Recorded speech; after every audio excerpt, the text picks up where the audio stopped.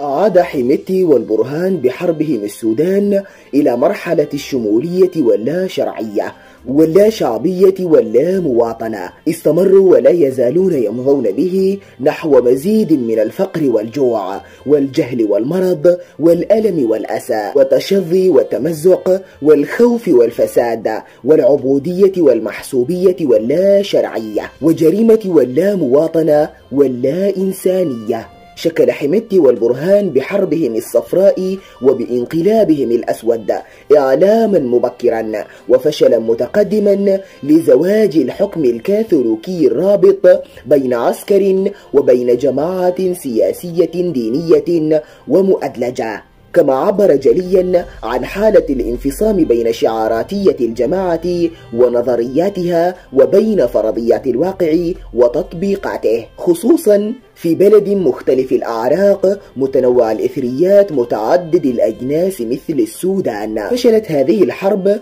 في تقديم نموذج واضح في الحكم ونجاحا في السلطة، فانحسرت تصوراتهم المائية وتكسرت إطاراتهم الخشبية وتكسرت صورهم الزجاجية وانطفأت شعاراتهم النارية بقصور النظرية عن استبعاد الواقع وضمور الفكرة أمام تضخم التحديات وشعور العجز تجاه فعل التمكين في التجربة الترابية. البرهان وحميتي أحد العسكر الذين وفي غفلة من شعوبهم قفزوا إلى كراسي الحكم في إنزال مظلي أجنبي أو بقصف مدفعي عربي بنظام الدفع المسبق أو بآلية الفوترة المؤجلة عبر عذر ثورة مغدورة أو تحت مبرر انقلاب غادر.